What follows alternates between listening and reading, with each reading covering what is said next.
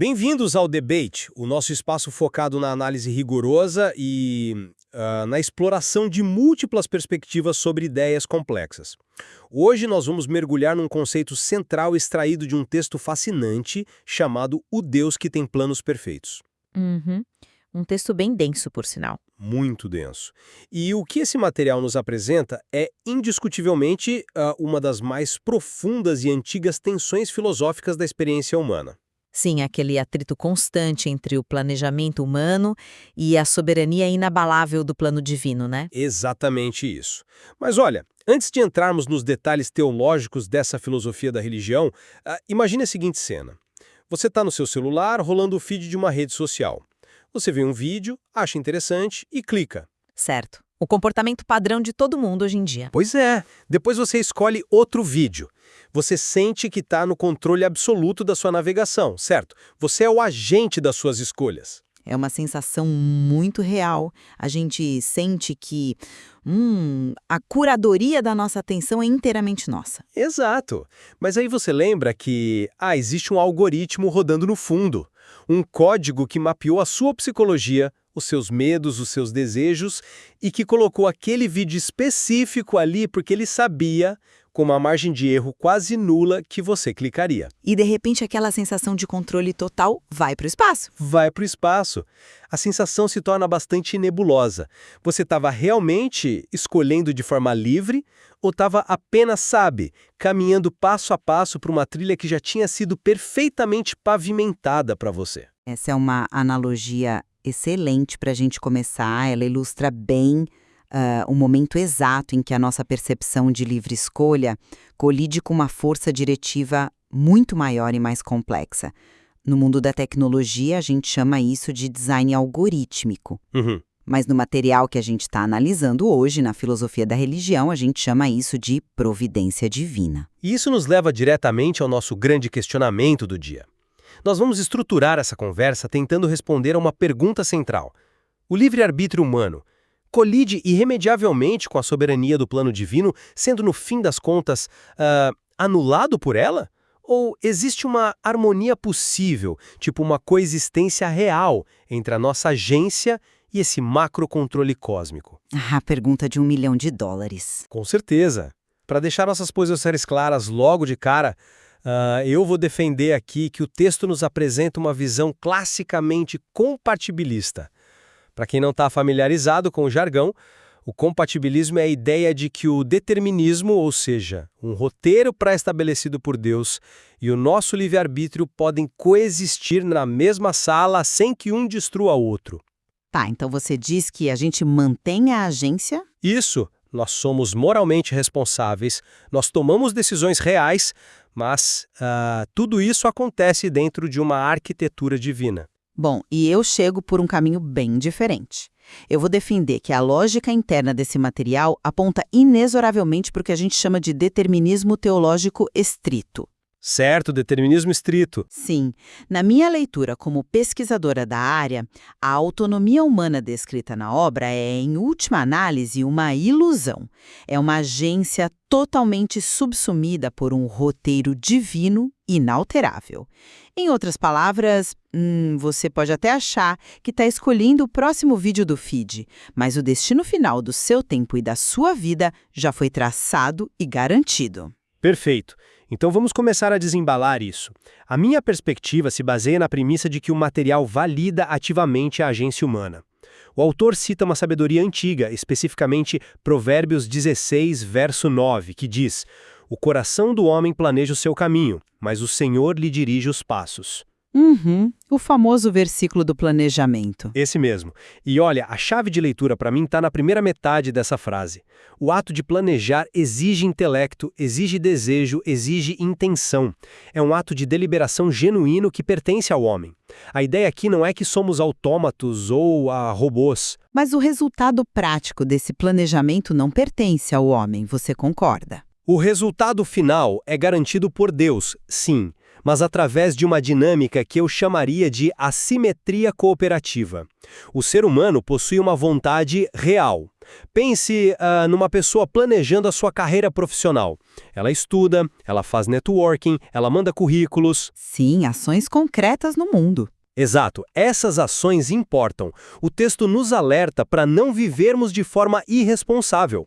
A providência divina atua aqui não como um ditador que move o seu braço à força, sabe? Mas como a rede de segurança suprema, garantindo que o fim último seja e eu cito, o próprio melhor. É como se a gente navegasse o barco com decisões reais no leme, mas as correntes oceânicas que nos levam ao porto seguro são os domínios da soberania de Deus. Eu acho essa uma imagem poética, eu realmente acho, mas eu olho para o mesmo material e, eu vejo uma arquitetura completamente diferente. A minha posição se apoia fortemente em outra premissa apresentada logo no início do texto. Qual premissa? Aquela em que ele traz a ideia de Isaías 55, afirmando que os pensamentos de Deus não são os nossos pensamentos e que os caminhos de Deus são infinitamente mais altos. O texto não está apenas dizendo que Deus é mais inteligente do que nós.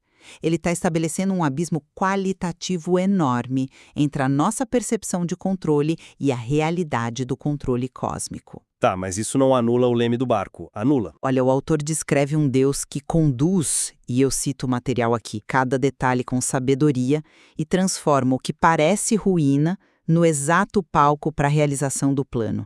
Por que o cérebro humano luta tanto contra isso? Porque o cérebro odeia o vácuo de controle, né? Nós precisamos muito acreditar que o leme do barco funciona. Espera, me explica melhor essa parte. Você está me dizendo que o fato de Deus ter um plano maior exclui o fato de que nós tomamos as decisões que nos levam até lá? Exclui a relevância fundamental dessas decisões para o resultado histórico. Pensa comigo, se até a nossa rebeldia, os nossos piores erros ou aquelas situações que parecem totalmente fora de lugar resultam no cumprimento exato de uma vontade divina que já estava estabelecida desde a fundação do mundo. Certo. Então a nossa suposta liberdade de escolha é engolida pela onipotência desse plano. A sua agência se torna irrelevante para o desfecho. Você pode se debater no barco quanto quiser. Pode girar o leme para a esquerda, para a direita, mas se a correnteza é absoluta e vai te levar a um ponto geográfico específico, não importa o que você faça.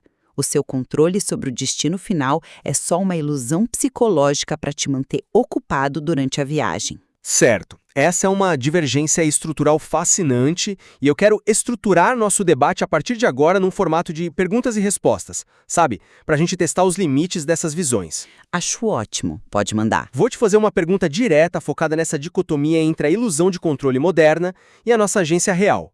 Se o texto descreve, como você diz, uma realidade onde o nosso livre-arbítrio não muda o roteiro do universo, como você explica as exigências que o autor impõe ao leitor? A que exigências exatamente você se refere no dia a dia? O texto afirma claramente que confiar nesse plano exige uma atitude diária e consciente. Ele lista ações práticas, tipo buscar a direção em oração, meditar, submeter nossas escolhas. E, mais do que isso, ele critica duramente o mundo moderno por nos pressionar a acreditar que temos que gerenciar cada microdetalhe das nossas vidas, a nossa carreira, os relacionamentos, a saúde. A ansiedade de controle moderna. Exatamente. Se a submissão aos planos de Deus fosse apenas um destino inevitável, por que exigiria todo esse esforço cognitivo e deliberativo? A própria exortação à humildade e a escolha de abrir mão dessa ansiedade moderna por controle não prova que temos uma escolha inteiramente livre e significativa? Olha, essa é uma argumentação convincente, confesso. Mas você já considerou que o texto apresenta uma falsa dicotomia no que diz respeito ao impacto real dessa escolha? Eu venho por um caminho diferente. Sim, o material fala sobre a necessidade de submissão, oração e de abandonar a ansiedade. Mas observe o que acontece quando o ser humano decide usar o seu suposto livre-arbítrio para não se submeter. Ele sofre as consequências. Sim, o texto diz claramente que há quem luta contra os planos de Deus, insistindo em seguir os próprios caminhos, e que o resultado disso é apenas frustração e vazio. Exato. Ou seja, há consequências reais para escolhas reais que a gente faz. Consequências psicológicas, sem dúvida, mas consequências ontológicas para o plano divino, de forma alguma. O texto conclui que o plano de Deus permanece para sempre. Então, vamos trazer isso para a realidade cotidiana. Pense no cara que acorda numa terça-feira, chuvosa, pega o trânsito, chega no escritório e é demitido do nada. Um cenário bem comum, infelizmente. Pois é, o texto basicamente diz para ele que aquele evento fazia parte de um plano inabalável. O cara tem duas opções. Ele pode resistir, brigar com o chefe, se afundar em amargura, o que o texto chama de frustração e vazio, ou ele pode aceitar com humildade. Mas percebe o detalhe crucial aqui. Nas duas opções, ele continua demitido. Ah, entendi onde você quer chegar. O roteiro do universo não mudou. A escolha humana de resistir ou se submeter não altera o fato. A única coisa que o nosso livre-arbítrio determina é o nível de sofrimento emocional que vamos experimentar enquanto somos arrastados pela soberania divina. A submissão pedida não é a escolha de um caminho diferente, é apenas a aceitação pacífica de um caminho inevitável. Eu entendo o seu ponto sobre a inevitabilidade do plano macro. A analogia da demissão é boa, mas eu discordo profundamente de que a resistência cause apenas o que você chama de consequências psicológicas. O buraco é mais embaixo, sabe? Para explorar isso, nós precisamos entrar no território mais árduo da filosofia da religião. Vamos falar sobre o problema do mal e a responsabilidade moral. E o texto nos dá o estudo de caso perfeito para testar isso. Ah, você quer falar sobre a história de José? Precisamente. Vamos olhar para o que aconteceu com ele no texto. José foi traído pelos próprios irmãos, foi jogado num poço, vendido como escravo para o Egito e mais tarde injustamente preso. Anos depois, já como governador, José olha para os irmãos e diz algo impressionante. Ele diz: "Vocês bem tentaram mal contra mim, porém Deus o tornou em bem para conservar muita gente com vida." A grande virada da história. Sim. O material conclui que o que parecia a ruína total de José era, na verdade, o palco para a realização do plano perfeito de Deus. E aqui está a minha pergunta central para você, dentro desse formato de embate que estamos propondo. Vamos analisar esse caso da traição com extremo rigor. Se o texto afirma que essa traição terrível era o palco necessário para o plano perfeito acontecer, isso levanta um paradoxo que, na minha visão, quebra o compatibilismo. Como assim quebra? Pensa bem, se Deus precisava do ato mal intencionado dos irmãos para cumprir o seu propósito soberano de salvar pessoas da fome, a providência divina não se torna a verdadeira autora do mal? Se eu forço você a me trair porque eu preciso da sua traição para o meu plano genial funcionar, você não é o culpado. Eu sou. Certo, eu vejo a linha de raciocínio lógico aí. Se Deus pré-ordenou a maldade dos irmãos para salvar vidas, isso não anula o livre-arbítrio moral deles.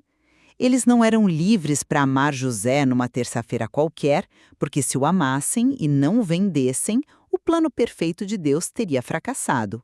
Como você resolve isso no seu modelo? Entendo por que você pensa assim e é talvez a objeção mais difícil de se responder na teologia.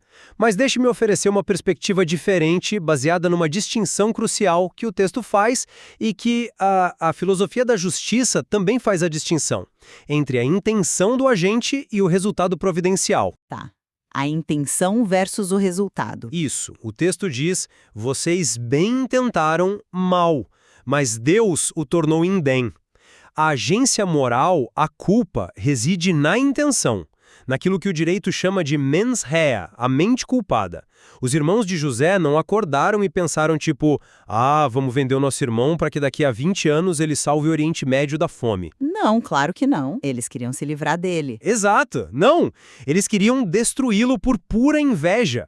E eles escolheram isso de forma autônoma.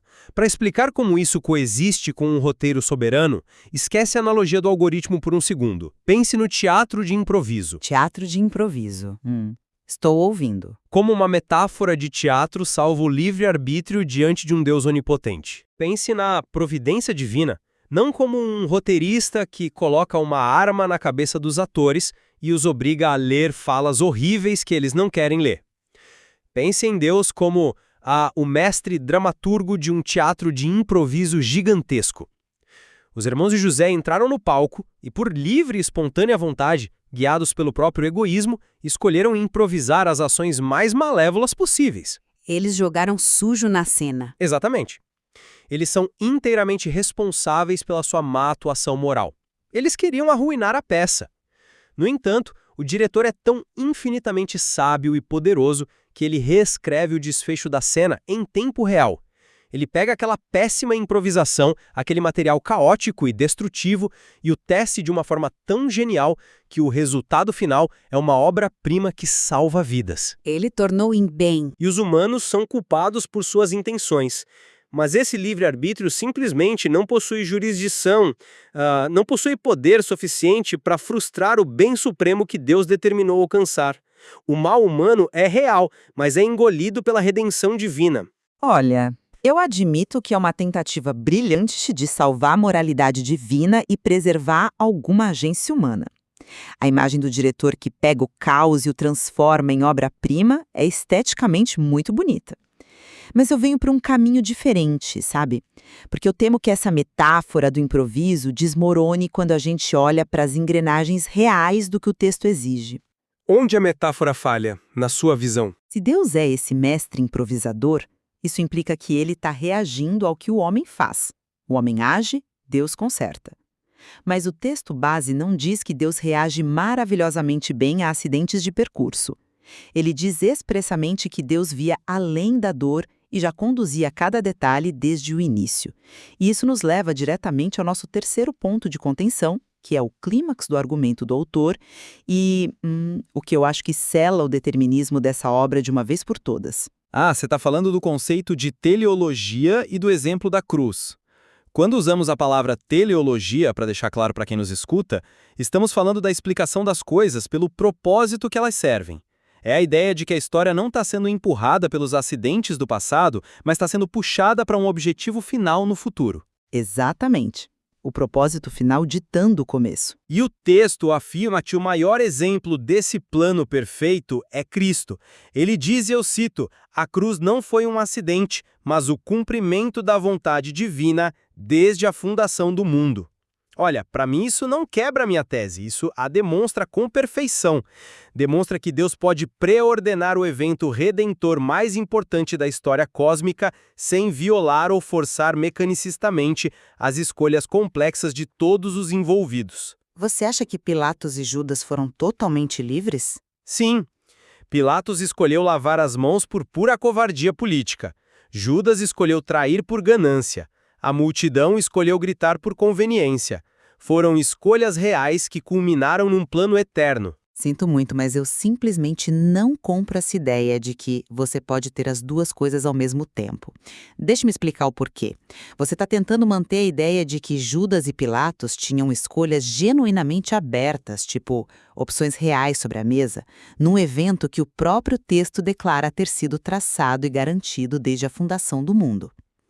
Se o ponto de chegada está desenhado de forma inalterável na eternidade passada e Deus sabe exatamente onde quer nos levar, conduzindo cada mínimo detalhe ao longo dos milênios para que a cruz aconteça na sexta-feira exata, a inevitabilidade desse evento sublinha um determinismo inexorável. Mas, veja bem, aí precisamos fazer uma separação filosófica vital. A presciência divina, o simples fato de Deus saber o que vai acontecer desde a fundação do mundo, não é a mesma coisa que causalidade primária direta. Saber que você vai fazer algo amanhã não significa que eu te forcei a fazer. Mas esse é exatamente o meu ponto. A questão aqui não é apenas presciência passiva. Deus não é um vidente olhando para uma bola de cristal e dizendo tipo, nossa, olha só o que os humanos vão fazer lá na frente. Vou usar isso. Você vê como uma ação direta. A questão é teleologia ativa, sim. O texto diz que o Pai está conduzindo cada detalhe com sabedoria. Existe uma diferença abissal entre um vidente prever um acidente de carro e um engenheiro construir as pistas, os semáforos e os freios de forma que o acidente seja matematicamente inevitável. Essa é uma imagem forte. Se todas as ações humanas acabam simplesmente servindo de engrenagem para um propósito divino que tem que acontecer, então aquela definição de controle humano apresentada no início do texto, de que o homem planeja o seu caminho, é estritamente figurativa. O homem planeja na sua mente finita, sim, mas a realidade física e histórica é ditada inteiramente pelas trilhas que o engenheiro construiu. Você diz que não há possibilidade de desvio. Se a cruz não foi um acidente, então Judas não teve a possibilidade ontológica real de ficar em casa naquela noite. Ele não poderia ter dito, quer saber, mudei de ideia, não vou trair ninguém. Porque se ele pudesse não trair, o plano desde a fundação do mundo corria o risco de falhar.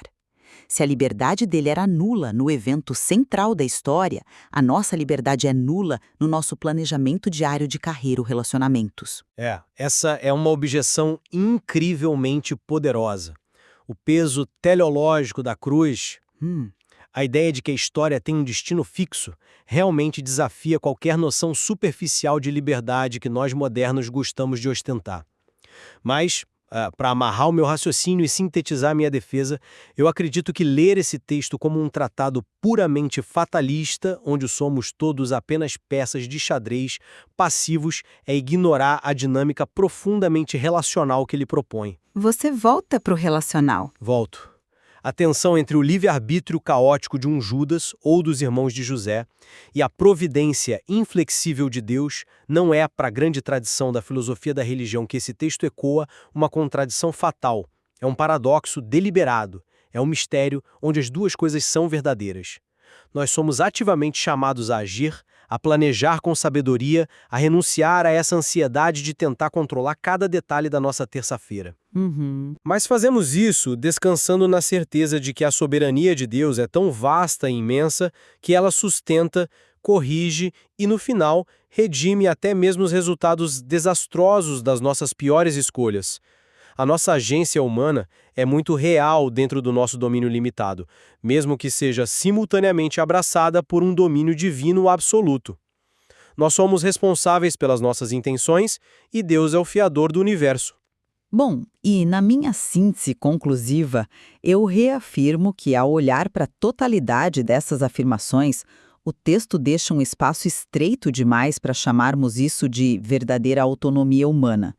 Ao elevar os pensamentos e os caminhos de Deus a uma altura infinita em relação aos nossos e ao garantir a vitória incondicional dos planos dele, independentemente do caos aparente ou, das boas intenções das nossas ações, a obra reduz a nossa agência a duas opções binárias de estado de espírito. Aceitação ou frustração, como você disse. Exatamente. É apenas isso que nos resta. Ou um alinhamento pacífico e submisso a um roteiro que nós não escrevemos e não podemos alterar, ou uma resistência frustrada, amargurada e cosmicamente inútil. A agência, naqueles moldes românticos que costumamos celebrar na filosofia ocidental moderna, a ideia de que somos os capitães absolutos dos nossos destinos e os mestres das nossas almas, é de fato implacavelmente desconstruída por esse texto, em favor da majestade total e esmagadora da providência. Contudo, ouvindo a sua conclusão, acho que nós podemos e devemos concordar num ponto fundamental sobre a riqueza e o impacto psicológico desse material. Porque, independentemente de qual mecanismo filosófico adotamos, ambos reconhecemos que o texto base apresenta uma visão incrivelmente profunda e, para muitos, profundamente reconfortante sobre o sentido da vida. Ele propõe um universo moral onde o puro caos e o acaso cego são totalmente expurgados da realidade. Absolutamente. E mesmo discordando diametralmente da mecânica exata de como a vontade humana opera sobre esse propósito, não há como negar a força vital dessa premissa para a psique humana. A ideia central de que o que parece perda pode ser apenas o preparo para uma vitória maior oferece uma estrutura de sentido monumental para a nossa experiência. Sim, ela ressignifica o trauma. Completamente. Se você perde o emprego, se você sofre uma traição como a de José, a vida moderna secular diria que isso é apenas o caos aleatório do universo. Azar o seu. Mas esse texto ressignifica a dor. Ele pega o sofrimento sem sentido e o coloca sob a lente de um propósito que ainda está se desdobrando, garantindo que nenhuma lágrima é desperdiçada. Sem dúvida alguma, é a busca humana por significado na sua forma mais pura. E, enquanto nós não vamos declarar aqui hoje qual modelo ontológico vence de fato esse embate, se o compatibilismo que preserva a nossa responsabilidade autoral no palco da vida, ou o determinismo teológico que confia o universo inteiramente ao roteiro do grande engenheiro, nós encorajamos você que nos acompanhou até aqui a refletir sobre as suas próprias noções de controle, de planejamento e de destino. Onde você coloca a sua ansiedade? Afinal, a fronteira exata entre os planos minuciosamente forjados no coração humano e os caminhos misteriosamente dirigidos por algo que transcende a nossa compreensão continua sendo um dos maiores, se não o maior, mistério filosófico que cada um de nós precisa explorar na própria pele. O que nos leva de volta àquela nossa analogia do início, né? Quando você finalmente chega ao final do dia, depois de tomar dezenas de decisões, e olha para a trajetória da sua vida como quem olha para os vídeos que consumiu, a pergunta que permanece não é apenas quem programou o algoritmo ou quem estava de fato no controle de cada clique. A pergunta é, você conseguiu encontrar paz e propósito na beleza dessa jornada, independentemente de quem escreveu a linha de código principal? Reflita sobre isso. Até a próxima!